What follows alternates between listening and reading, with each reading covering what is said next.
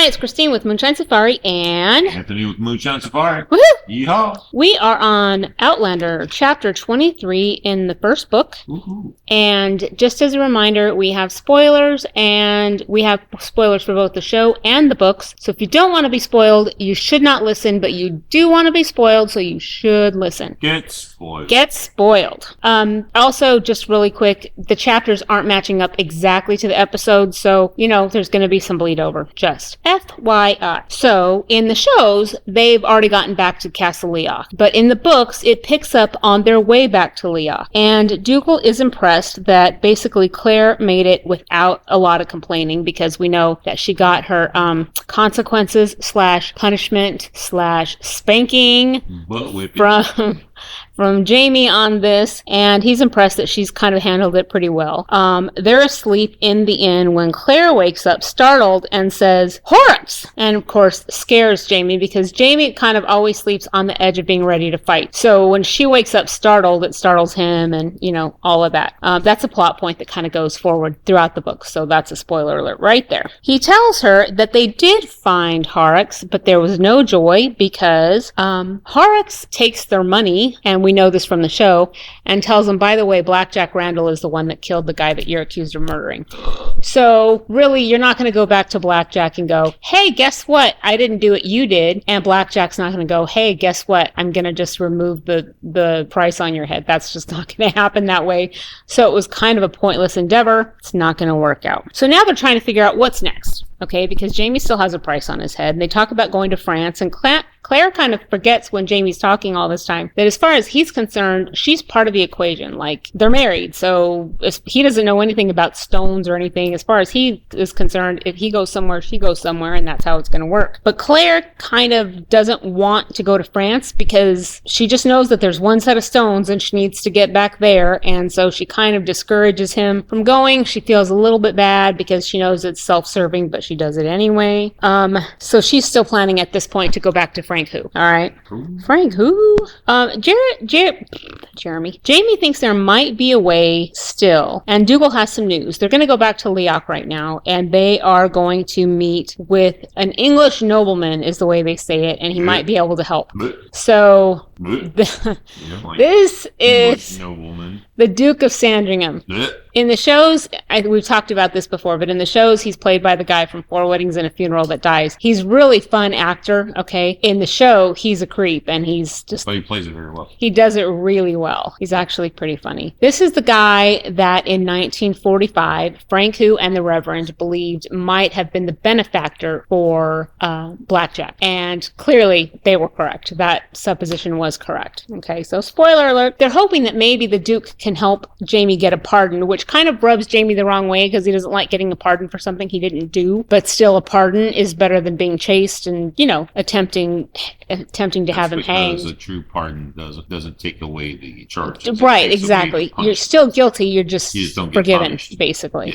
Yeah. So they push to get to Leoch, and Jamie once they get there, Jamie kind of picks her up, because she's about to fall over. They've been riding for a couple of days, and she's exhausted, so he picks her up. Lyra appears, and she's really happy to see Jamie until she realizes who he's carrying, and that, again, is going to be going forward for quite a long time. Colum, it's a little bit different than they show in the show. Colum is not super thrilled about the fact that they got married, and he mentions that they have to deal with legal matters, and Claire hears that based on Jamie's marriage, Jamie is now entitled to a portion of the rents. So she kind of assumes that is one of the reasons Jamie actually married her, is to start getting his money. But that's probably part of the reason that they're unhappy with him. Yeah, it turns out like the amount of it was almost nothing, and so it was just dumb. She's just well, I hate to say it like this because I'm betraying my own kind, but she's just being a woman. She's overreacting. It's just being over. Yeah, I'm like, overreact. Are you PMSing? We never do. Never.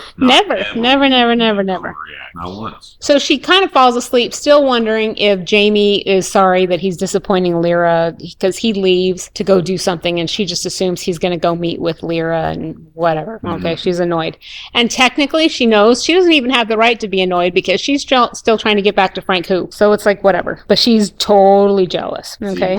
See why I think she's a pain in the butt. Well, it's unfair. It certainly is unfair. Little things going on in her mind. then I start thinking, what you're thinking. What do you think? What are you doing? What do you think? What's your what? Right. And the thing is she has way more information than Jamie does about where she needs to go and all that stuff. So it's not even a level playing field at this point as far as their knowledge. Okay. She does kind of try to warn him not to trust the Duke of Sandringham, but at this point still she hasn't told him about the stones or anything, so she can't really tell him why she doesn't want him to trust him, but she does kind of try to warn him. He's got the ooky vibe. He's got the ooks. Well, he kind of is a ook. Got the ooky vibe. Mm-hmm. Let's see. She also realizes that she misses Frank, but when she thinks of Frank, it sort of blurs in her mind with Blackjack, which kind of makes it more difficult. So you're starting to see more internal conflict with her because she really does like Jamie, and she really knows she needs to get back to Frank who. So Jamie comes back to the room, and Claire thinks he must have gone to see Lyra, which it turns out he kind of did, but he felt like he owed her sort of an explanation. That's all it was. There wasn't anything funky going on. He should have not. He didn't owe her an explanation. Well, because they were all huggy bear, kissy face. He just felt like he owed her courtesy. Yeah. You're just gonna pour. Yeah, and then what? Yeah, I agree. It doesn't do any good. I don't know what the point is. Pour gas on that fire. Jamie comes back, and he's actually surprised that Claire's mad.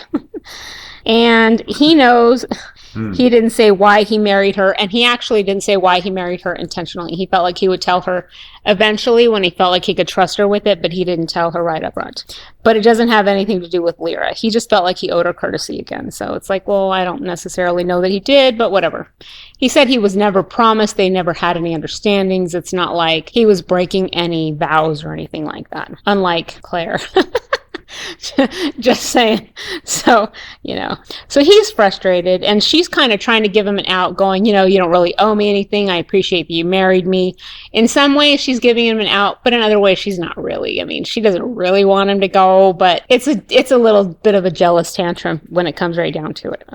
So they kind of do a lot of bomb chicka lovey time, because I don't understand that, but they do that a lot in this series. They do a lot of mad lovey. Well, first off, Jamie doesn't know how. That's how he's learning it from her. That's true. That's because she's doing because she's married. Dare I say guilty? At this point she's a bigamist. It's a big fat affair. Oh, it is. Well, it kind of is. When she married, I don't know. Yeah, it's just weird. But when she's mad at him, she tells him that he's not any better than Blackjack, which of course is the dumbest thing ever. And he tells her that she should just go. So really, in a second at that point, she kind of has an out, because she could get up and walk out and go to the stones, and probably no one would stop her. Did she? But she didn't go. I know, poor Frank who. Frank's in a whole nother dimension, worried sick. So Jamie at this point is asking her what some of the words she likes to use means. It's pretty funny because that's not the vernacular he's used to. So he wants to know what effing means. I think it's pretty funny. And he also wants to know what sadist means. He doesn't understand that word either. So she kind of has to explain it. And it kind of makes them laugh a little bit, because obviously they know he's not the name she's calling him at this point. So she just tells him that it's not just Lyra, but she feels like he might have married her for the money. And then he's laughing at this point, and she gets mad. And he says, look, it's hardly any money. It's practically nothing. But basically, when it comes to dealing with the Mackenzies, Jamie is very cut and dry. This is what I'm due. You need to give this to me. And because he can't really ever let down his guard with them, because they've tried to kill him before. It's just a tense situation. Well, these are his mother's brothers. And they never liked his father. They tried to manipulate her too. Right. And control her as well. Right. And as you'll learn when we talk about that one. Yeah. Yeah. Yeah. And they were never happy with her marrying him. And, there was a whole thing that went along with it. So, yeah, this is not somebody he can't trust. He can't trust them. And Dougal is threatened by Jamie. Well, for real.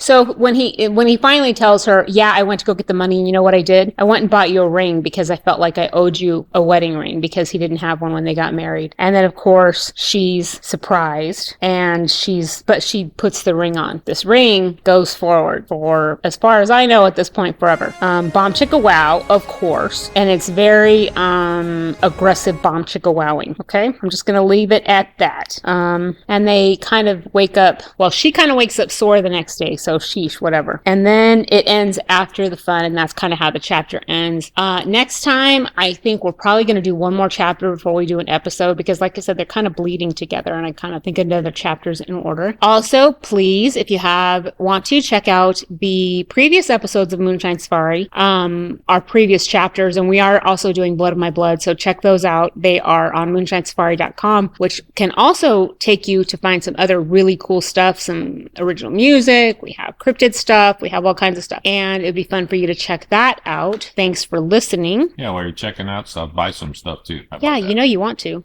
We have even some cool like Americana shirts and stuff like that. So anyway, check it out, and I hope you guys are having a good start to your fall. Let us know if you think we missed anything, and thanks for listening. Bye. Bye.